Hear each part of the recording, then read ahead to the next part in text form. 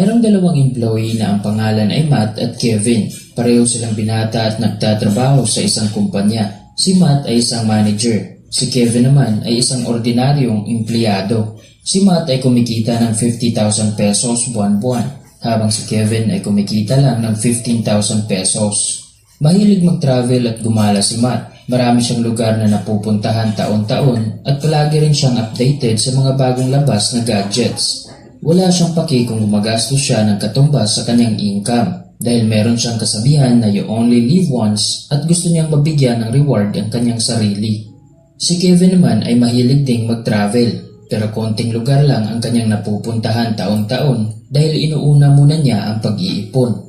Plano kasi niyang magtayo ng isang negosyo at mag-invest sa stock market. Dahil alam niya na kailangan muna niyang magsakripisyo at gumawa ng mga mabuting desisyon sa ngayon para ma-enjoy ang buhay sa hinaharap. Plano rin niya na magretiro ng maaga. Dahil magkaiba sila ng plano sa buhay, magkaiba rin ang desisyon at ugali nila sa pera. Si Matt ay nahihirapang mag-ipon, habang si Kevin ay palaging iniipon ang 20% ng kanyang income.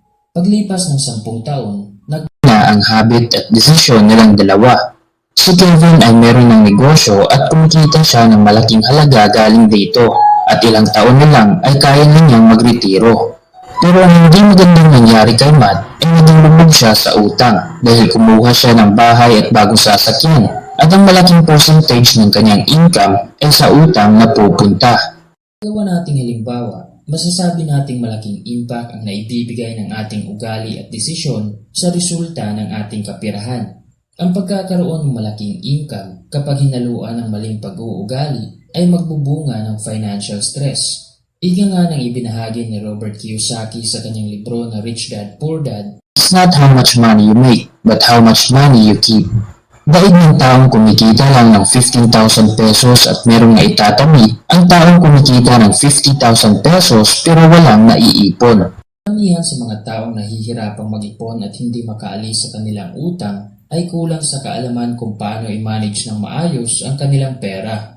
Lahat ng mga mayayaman ay master sa pagmamanage ng pera. Alam nila kung magkano ang dapat ibawas sa kanilang gastusin, magkano ang dapat ipunin at i-invest dahil gusto nila na sila ang merong kontrol sa daloy ng kanilang pera.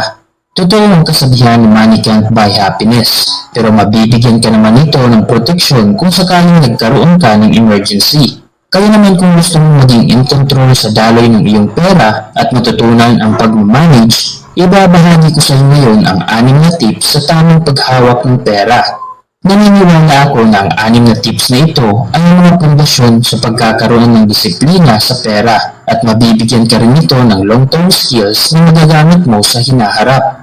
Bago tayo magsimula, shoutouts muna tayo.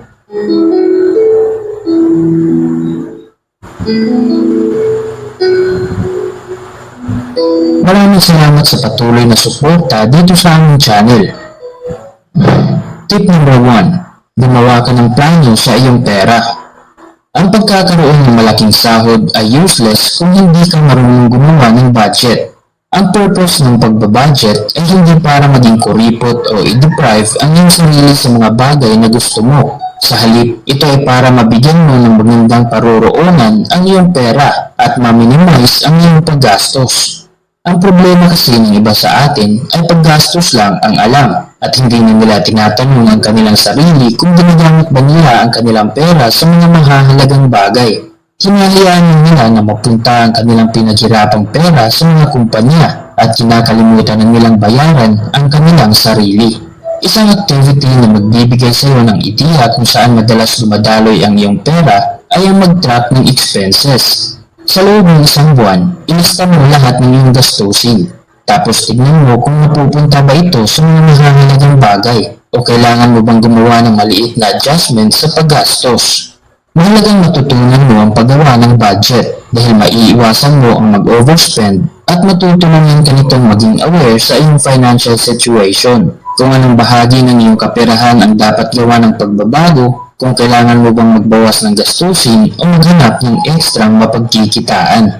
Kung gusto mo magkaroon ng financial security at peace of mind, kailangan mong gumawa ng maagang pagpaplano sa iyong pera at magkaroon ng lakas ng loob na mag-stick sa iyong plano. Dahil perang yan, ikaw ang bumabangon ng maaga, ikaw ang nagtatrabaho, at ikaw din dapat ang maging responsable sa paghawak nito.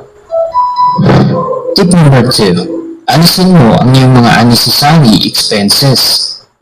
Kung gumagastos ka ng hindi lagpas sa iyong income at ginagawa mong priority ang pag-iipon, paniguradong makakamit mo ang financial freedom.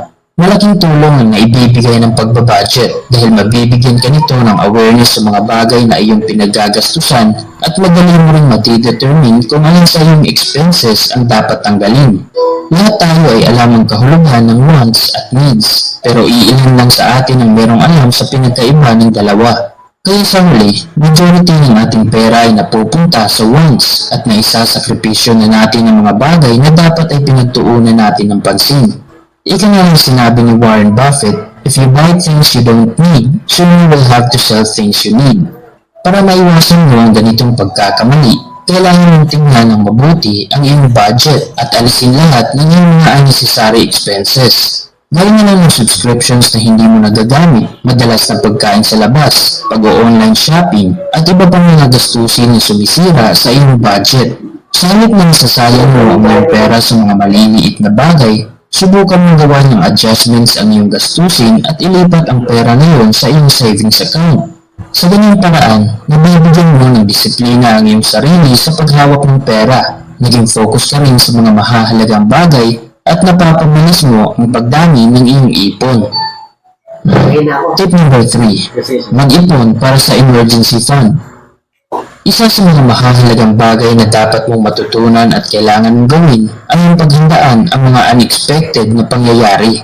Hindi natin alam kung kailan ang susunod na market crash, hanggang kailan ka tatagal sa iyong trabaho o kailan ka magkakaroon ng emergency. Ang mga ito ay iilan lamang sa mga bagay na ayaw nating mangyari, pero mabuti nang maging realistic tayo at maging handa. Kaya naman, napakahalagang magkaroon ka ng emergency fund o pera na magagamit mo sa mga sandaling nahinto ang pagdaloy ng iyong income. Simple lang ang ideya ng emergency fund. Ito ay pera na dapat mong maipon na ang katumbas ay ang iyong 6 months to 1 year na expenses. Halimbawa, kung ang iyong average expenses buwan-buwan ay 20,000 pesos, kailangan mo mag-ipon ng 120,000 pesos para sa 6 na buwan na gastusin at 340,000 pesos para sa iyong mga gastusin sa loob ng 1 taon. Kung paano mag-ipon, kailangan mo maging specific kung ilang percentage ng iyong income ang dapat mong ipunin buwan-buwan at mag-set ka rin ng timeline kung hanggang kailan mo ito gagawin. Halimbawa, kung ang halaga na katumbas sa iyong emergency fund ay 90,000 pesos, kailangan mo lang mag-ipon ng 3,000 pesos every month sa loob ng 2 taon at 6 na buwan, o di kaya ay 5,000 pesos buwan-buwan sa loob ng 1.5 taon, o di naman kaya ay 10,000 pesos every month sa loob ng 9 na buwan. Nakadepende sa iyo kung magkano ang willing mong ipunin at kung ano ang magaan na paraan.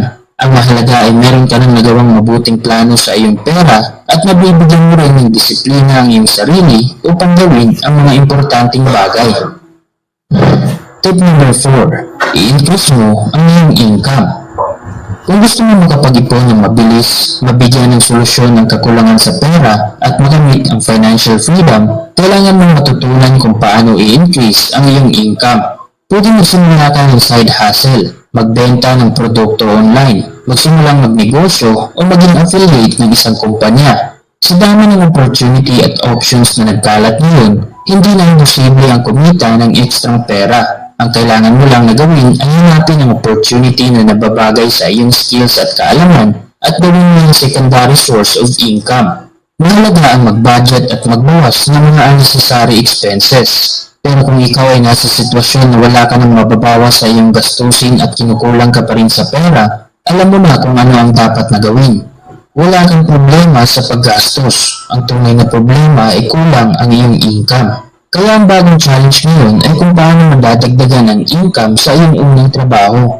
For more side hustle tips, panoorin mo ang video namin tungkol sa 8 side hustles na pwede mong simulan ngayon.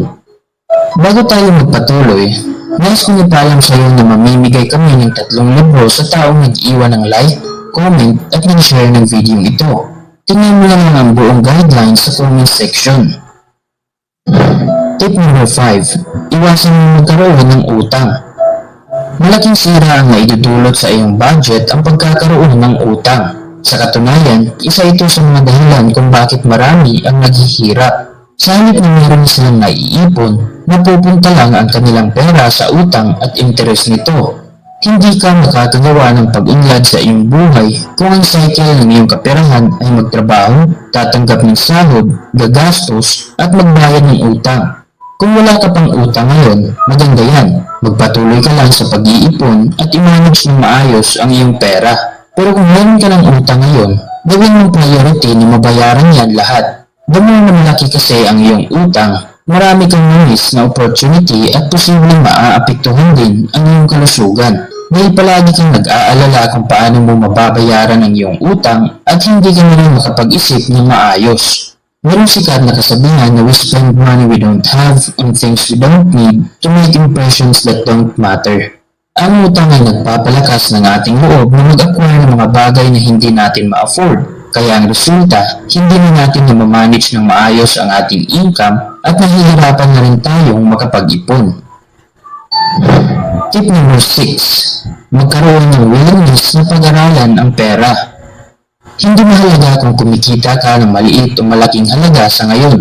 Kung gusto mong magkaroon ng control sa iyong pera at makamit lahat ng iyong financial goals, kailangan mong magkaroon ng sapat na kaalaman kung ano ang pera, kung paano ito kikitain, iipunin, at padamihin.